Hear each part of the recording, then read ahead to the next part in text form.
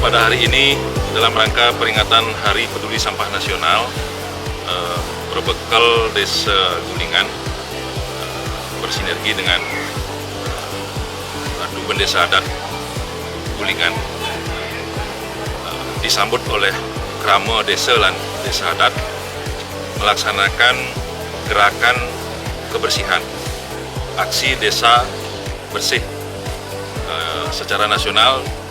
Nanti akan diperingati di Pangandaran, namun demikian di Bali, khususnya di Kabupaten Badung, Desa Gulingan terdepan sudah memperingati Hari Peduli Sampah Nasional hari ini, tanggal 21 Februari 2025 di lingkungan kantor Kepala Desa Gulingan.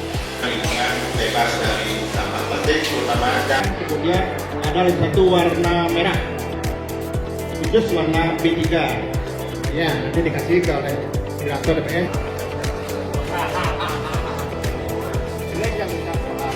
Kita bersama komponen masyarakat, stakeholder semuanya, termasuk membangun budaya bersih, melibatkan anak-anak sekolah dasar yang kita ajak secara langsung untuk dapat menerapkan mengelola sampah dari sumbernya, mulai dari rumah tangga, kemudian ke lingkungan di sekitarnya. Kenapa demikian? Kenapa kita melibatkan anak-anak? Karena anak-anak inilah nanti yang menjadi penerus kita, yang menjadi harapan kita kepada anak-anak untuk peduli sampah ini sudah tertanam budaya bersih dari sekarang.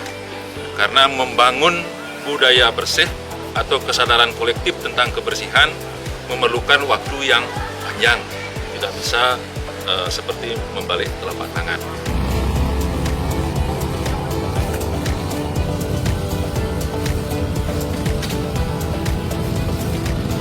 Pada dasarnya kami sebenarnya di hari ini poinnya adalah awal pertama, langkah awal kerjasama lintas desa. Jadi kami Desa Gulingan bersebelahan dengan Desa Be, dengan Desa Udibuano dan Gunani. Nah, itu tentang penyikapan dan penanganan sampah di masing-masing desa.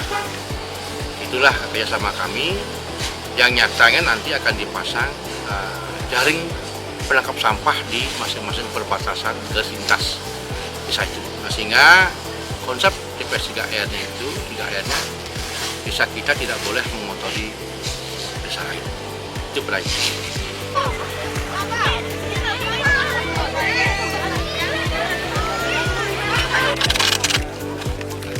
Sebelumnya kami atas petunjuk dari Pak Bupati Badung dan RT di Gulingan, TPS 3R sudah terbentuk di tahun 2018 ya.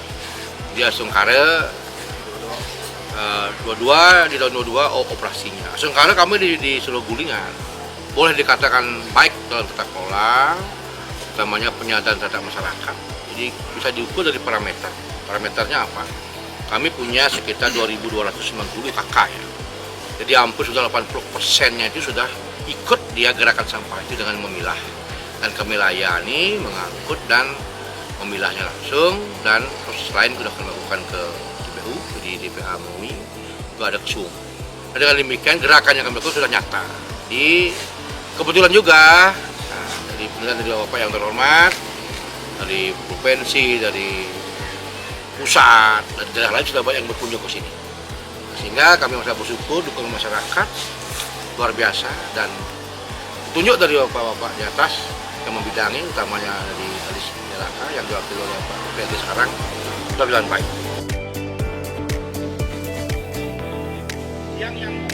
Nah, harapan saya ke depan, bagaimana lintas kerja desa ini bisa berjalan. Khususnya kami di desa sudah sepakat dengan Ratu Bendesa sebagai adat akan mengadakan gerakan setiap bulan sekali per Banjar, yaitu gotong royong di belakang rumah. Di tebo-tebo itu, mungkin tebo modern yang dikatakan hari ini, ada lubang-lubangnya. Sampah yang boleh pakai pupuk silahkan pakai pupuk. Yang plastik dipilah. Kami akan garap. Dan janji kami kalau ini sudah berhasil, kami tidak akan memungut ongkos pilah. Jadi kami gratiskan semuanya.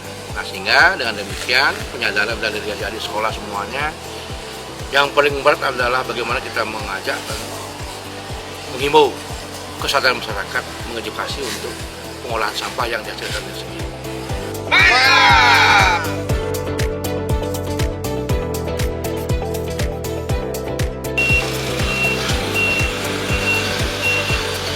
Terkait dengan penanganan sampah, sejatinya itu kan memang permasalahan kita bersama.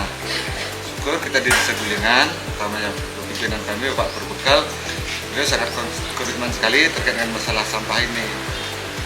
Dalam penanganan sampah yang kita lakukan di sini, kita mau menciptakan suatu mindset ataupun pemikiran yang baru, di mana dulu sampah itu identik dengan jorok, bau dan sebagainya.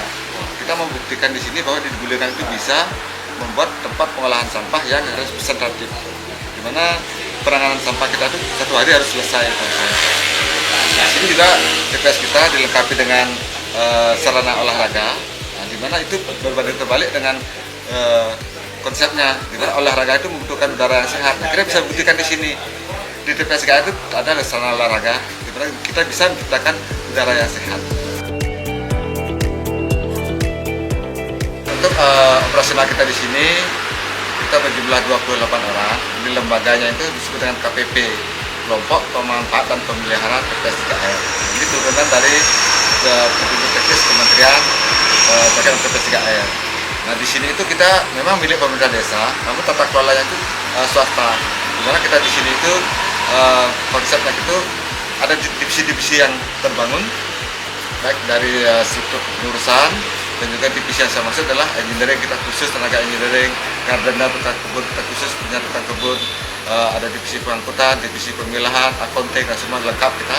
Dan hari kerja kita pun bukan hari kerja pemerintahan, tapi kita menggunakan konsep hari kerja swasta, di mana hari libur pun hari Minggu kita tetap kerja, karena kita berpikir bahwa sampah itu tidak pernah libur. Untuk pengolahan sampah kita di sini, tentunya sampah itu secara umum terbagi menjadi dua, yaitu sampah organik dan non-organik. Namun kita di sini sudah melakukan pemilahan lebih lanjutnya, dalam artian jenis-jenis sampah itu kita sudah kelompokkan menjadi 4 bagian, yaitu ada sampah organik, non-organik, residu, dan B3. Tentunya untuk sampah organik, pengolahan kita itu kita tetap edukasi dulu dari masyarakat, dari sumbernya. Nah, sampah organik yang terkumpul dari masyarakat kita angkut setiap hari dengan jadwal tertentu, kita bawa ke TPS 3R. Lanjutnya di sini diolah menjadi kompos dengan diawali pencacahan dulu, kemudian setelah dicacah masuk ke tempat fermentasinya kita. Nah, kira-kira 1,5 bulan sudah siap dipanen, cecah kembali, diayak, dan jadilah dia kompos. Itu untuk pengolahan sampah organik kita menjadi kompos ataupun tanah subur dalam bila. Selain membuat kompos, sampah-sampah organik yang terkumpul dari masyarakat, baik itu sisa buah dan sayur yang masih segar, nah itu kita aplikasikan menjadi ekoenzim. Ekoenzim ini kita gunakan sebagai bahan dasar pembuatan sabun yang kita gunakan di sini di TPS 3R. Selain menjadi sabun, ekoenzim ini tentunya banyak fungsinya. Ini juga kita manfaatkan sebagai pupuk cairnya POC-nya yang kita lakukan penyiraman setiap seminggu sekali di tanaman yang ada di TPS 3R ini. Itu terkait dengan pengolahan sampah organik kita. Untuk sampah non-organik, sampah yang terkumpul dari masyarakat dengan jadwal tertentu itu kita kumpulkan di sini, kita lakukan proses pemilahan lebih lanjut dan pembersihan. Setelah terpilah, kita lanjutkan dengan proses press. Di sini ada mesin press berguna. Setelah kita press, kita bawa ke optekan. Sampah non-organik. Untuk residu, tentunya itu memang ada komitmen dari pemerintah Kabupaten Bandung bahwa segala residu yang dihasilkan oleh TPS 3R itu jadi tanggung jawab pemerintah.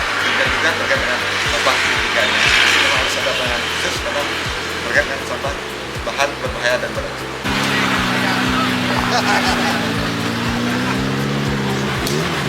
Ya, harapan ke depan sesuai misi-misi Bapak Bupati tentu kita menginginkan lingkungan di Kabupaten Badung ini bersih, indah, lestari. Karena dengan penanganan sampah yang baik, tentu lingkungan kita pertama akan bersih. Yang kedua, peningkatan kesehatan masyarakat. Yang ketiga, menciptakan estetika dan kelestarian. Karena Badung sebagai daerah destinasi pariwisata. Kebersihan ini utama buat kita, buat masyarakat Badung seluruhnya. Dalam rangka peringatan Hari Peduli Sampah Nasional, Kabupaten Badung bebas sampah. Bisa, bisa, bisa.